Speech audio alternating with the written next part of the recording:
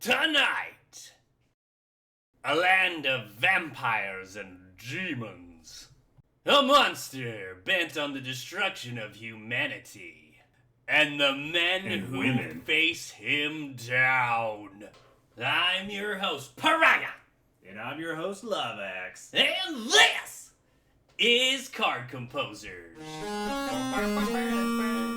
Tell them what today's cards are, Axe. Today's cards are based on one of the greatest video game franchises of all time. And a pretty great Netflix series or two, Castlevania. Well, the first part's debatable. The second part, I'd agree. I'd say the opposite of that is true. Last week we started with me. This week we'll start with Axe. Alright, so my first card is Alucard, Vengeful Sun. He's 2 colorless and double white, legendary creature, human vampire, rare. And he's a 4/4. Alrighty, that checks out. He's a strong dude. He is. So, he has lifelink, Like any vampire should. and he has 3 abilities. Pay a blue until end of turn Alucard becomes a 1/5 fog with hexproof. I thought that said frog at first. I stumbled over reading that. I was like, is this his ability he can become a frog and get into small places? No. But I guess you could get into small places as a frog and as a fog. Well, he could become Mist. Oh, okay, yeah. Symphony yeah. of the Night. You know, the game he's famously known for. Well, no, I know there's a lore where vampires can turn into mist, so yeah. And there's also magic cards where vampires turn into mist. So you can pay a black, and until end of turn, Alucard becomes a 5/1 bat with flying. Good God, how big is that bat? Real strong. He's strong, it's Alucard. Or you can pay a green, and until end of turn, Alucard becomes a 3/3 wolf and can't be blocked by creatures with power 2 or less. And those are just kind of based on his Symphony of the Night transformations. Those are the 3 things you can turn into.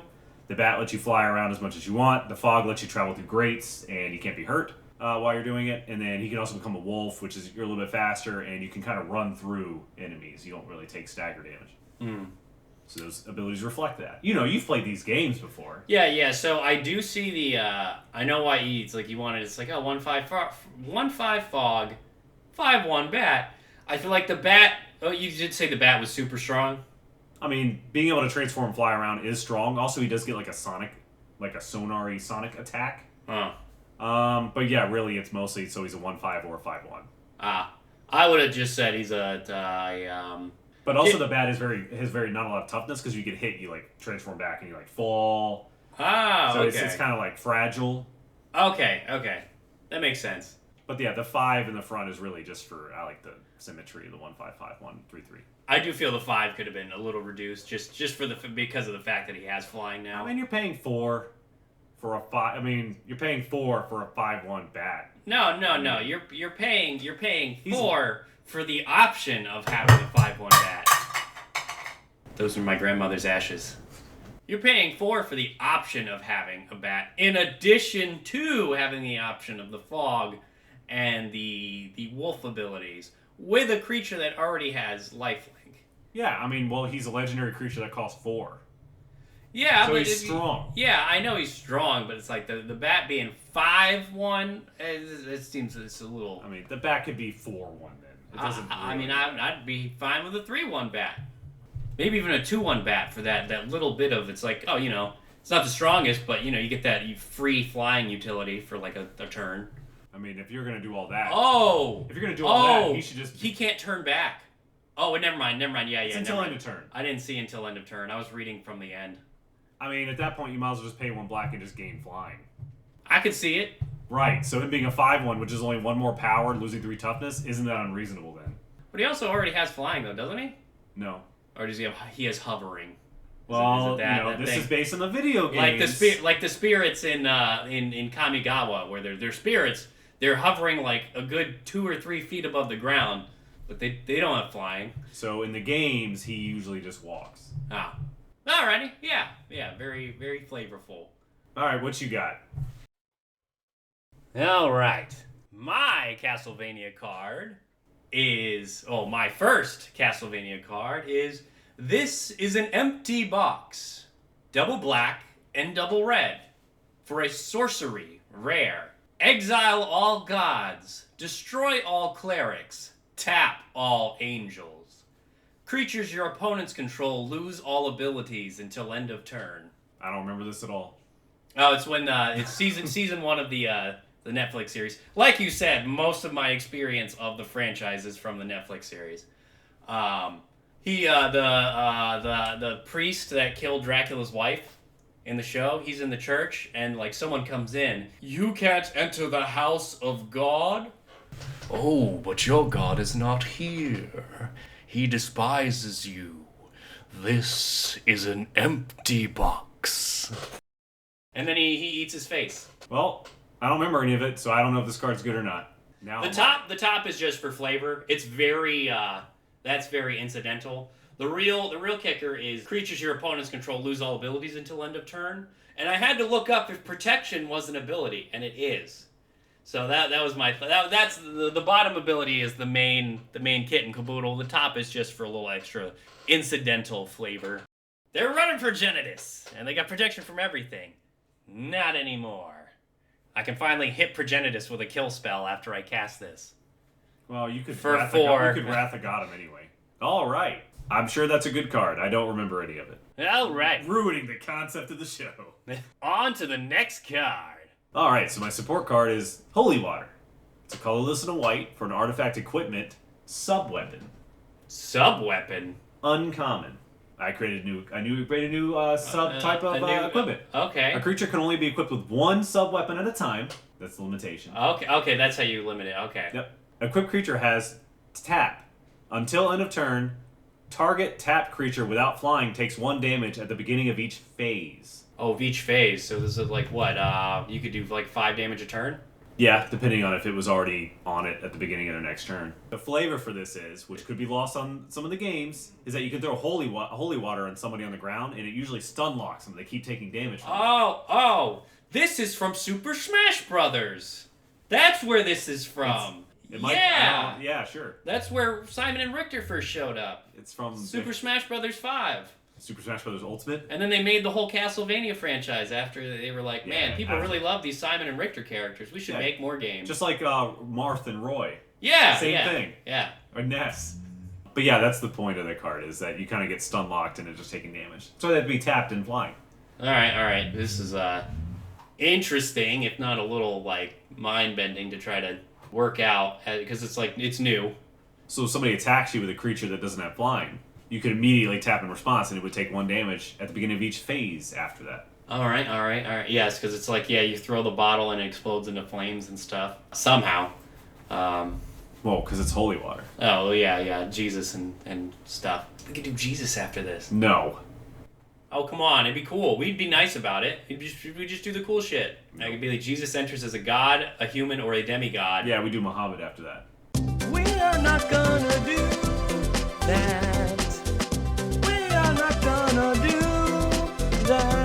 But I'd be willing to do that for some sort of special if we hit a milestone. Alrighty. Oh, he came back! So it's time to do the Jesus card. I could live with that as a milestone. Yeah, that would be one to hell of a milestone. Our 25 people that watch this as it is. Neither one of us can appreciate the flavor from the other one's cards because because one's from the show and one's from a game. No, I can appreciate the flavor. You've never played a game that has this for real. Well, yeah, I didn't play any games without the card in it. But he's in so many of them. This is in Smash Brothers, and it does do the same thing that it does here. Okay. You just throw it, and if you're in the flames, it's like boom, boom, boom, boom, boom. Okay, well that's something at least. I would have left it as a regular equipment and then unequipped sack it because it's dealing 5 for 2. Well, my original thought was I wasn't going to do Alucard. I was going to do Simon and let him be able to have sub-weapon shenanigans. Ah, all right. Because in the game, not Smash Ultimate, but in the games, you walk around and you're constantly getting new sub-weapons, and whenever you do, the other one flies off you and you drop it. Ah. And you can go pick it back up again if you want, and then it drops the other one. So it's very adamant you can only have one at a time. So for Simon, I would have just been like 0 equip targeted equipment to Simon. Simon can only be equipped with 1 equipment at a time. I mean, that could be. But like Simon himself has a whip and a sub-weapon. Well, so that would be part of... And you find relics all the time, so the whip would be just part of Simon's power. That would just be his power level. The sub-weapons in the games, that I understand you don't play a lot of the games, are very particularized equipment that you can find and only have one of. So you can find double jump boots and wear them. And that doesn't count against your sub-weapon limit. It's very particular that sub-weapons are the only thing you can have one of. So I was trying to be flavorful and go, well, let's make this type. We'll say you can just have one of them. and it's a drawback of the weapon. To Yeah. exchange its weirdness, you could say this is pretty strong. It's like an alternate legendary kind of thing, where it's like with the sub weapon, it's just you don't have to worry about people combining the effects of multiple sub weapons. Yeah, so like if we ever came back to Castlevania, I could make other sub weapons like the cross the boomerang cross, Yeah. the dagger, and we could have extra ones and build something around it, and we'd be like, oh, we could actually have like all little sub weapons and stuff like that. You build a sub weapon deck, and each one would be particularized to what you want to do. Because like the axe, for example, I don't remember if that's in Smash or not. Is the axe in it? Yes, yeah. You actually throw up it as an arch. It does heavy damage, and it would specifically hit creatures with flying. Yeah, Simon and Richter, they literally, well, their moves is throw the axe, and that's their up something, where they throw the axe in the air. Perfect. And it's a good spike thing, where it just falls down on the opponent who's already off stage. Oh, so they can't try to grab the Yeah. ledge. So yeah, but in the games, the axe is like the anti-air weapon. That's like specifically what you do. So like the axe might deal like 1 damage, 3 if you have flying or something like that. I don't know. I would make that a different time. But that was the point. I was trying to set up for future. Yeah. Future Castlevania, where we're more particularized if we're doing the anime or the game. Oh, yeah. Speaking of the anime, my next one is also from the anime, even though it's made in America. I feel like that's just the slang now, because I have heard American animated shows referred to as anime at this point. I think that's fair. My next card is 1 year. Oh, this was when Dracula warns them they'll be back in a year. Yeah. Oh my god, I do remember this. A white, a black, and a red for a rare sorcery. Target opponent may exile any number of creatures they control. Then, you create X 2/2 black and red demons with haste, where X is the number of creatures they control. I gave you 1 year. Good ass episode. I mean, the anime's pretty great. I don't have any complaints on the anime. I just don't remember it super well anymore. It helped that I watched season 1 a couple times, trying to get back into the series, and then once again, it's just one of those things where it's like, oh, I forget to watch it, and then, oh, it's been 2 months, and then it's just like, oh. Why does this card cost white? You have the option to Is to white... exile your own stuff, but it also exiles. White also exiles. So does black.